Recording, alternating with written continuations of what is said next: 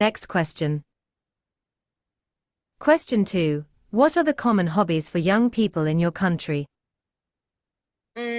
Let's see. There are a variety of common hobbies in my country, but the most popular one that I often see Vietnamese young people really enjoy is using their social media, watching movie, listening to music, and even playing video games.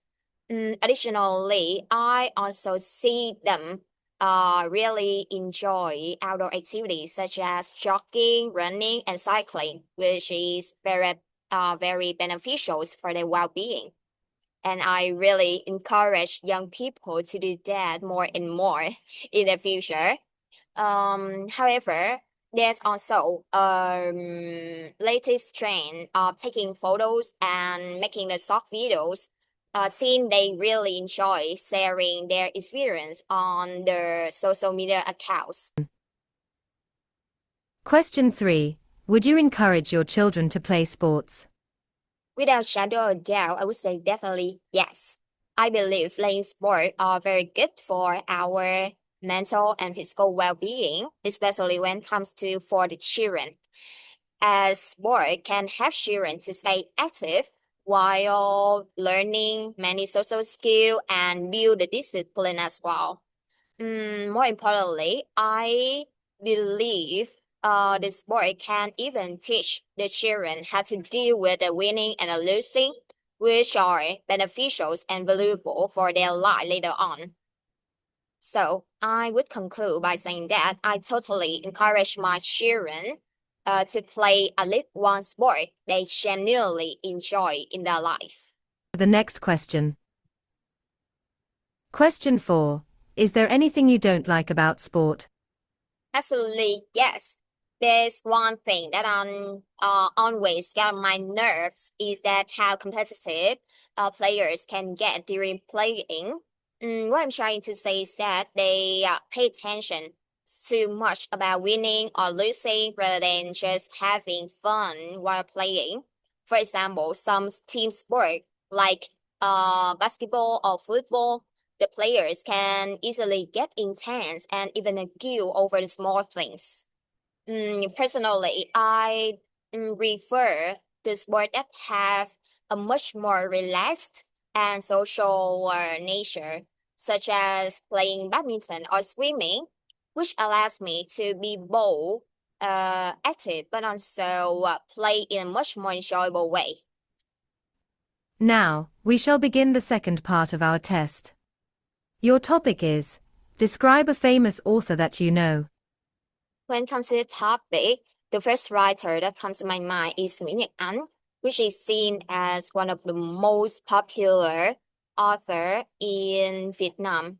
So Nguyễn Nhật Ánh is often described as a thoughtful and gentle man with a kind smile, a kind person you might think having endless story to tell. Secondly, when considering the reason why Nguyễn Nhật Ánh is so famous among Vietnamese people, mainly because his heartwarming story often revolve around family, friendship, childhood, and even the first love. Many of his novel has been adapted into the popular movie released in the cinema, which show how influential he has in Vietnamese literature. However, my most favorite one is called Ngày xưa có một chuyện tình, which means once upon love, one upon love story in English. It's a thirteen novel, telling about three close friends growing up together and their friendship turns slowly into a complicated love triangle. Yeah. Additionally, what I love the most about his writing tone is how natural and relatable it feels. You know, his writing style is surely simple, but it carry a lot of warmth and emotion. You can easily see your childhood reflecting in them. Yeah, so on and on. I would say reading his story has taught me a lot invaluable lesson about kindness, about empathy, and even motivate me to reflect on actually yet important things in my own life. By the way, if I ever had a chance, I would definitely want to meet him in person one time in my life. I believe it would be the memorable experience for me as a lifelong fan. And that's all I can share about this topic. Thank you. What types of books are easy to read? To begin with, I believe it depends on the personal interest and reference. What I mean by this is that many people may find it easy to follow when they encounter the short stories or the self-help books, as the language is simple and comprehensive, I must say. Also, the messages are clear as well. However, there are some people find the comics or the light novels are be bold, enjoyable, and easy to understand, as they are more relaxing and don't require too much concentration compared to other types of books.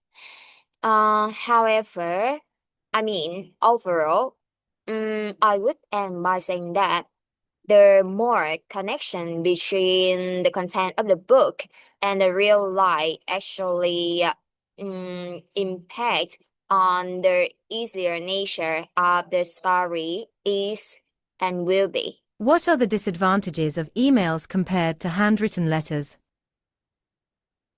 From my perspective, there are a variety of drawbacks when we use email, but the most biggest one is impersonal.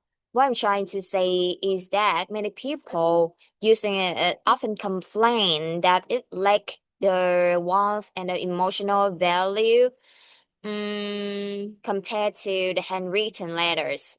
Another issue would be it can make the user to be both annoying and frustrating, as they can easily delete it and neglect it by accident. Yeah. But we must meet the convenient and the quick nature of it. However, that nature actually contribute to the negative emotion, and it can make the readers feel rushed and superficial. Yeah. So I could end by saying that their online correspondence can never replace the physical ones. And that's all.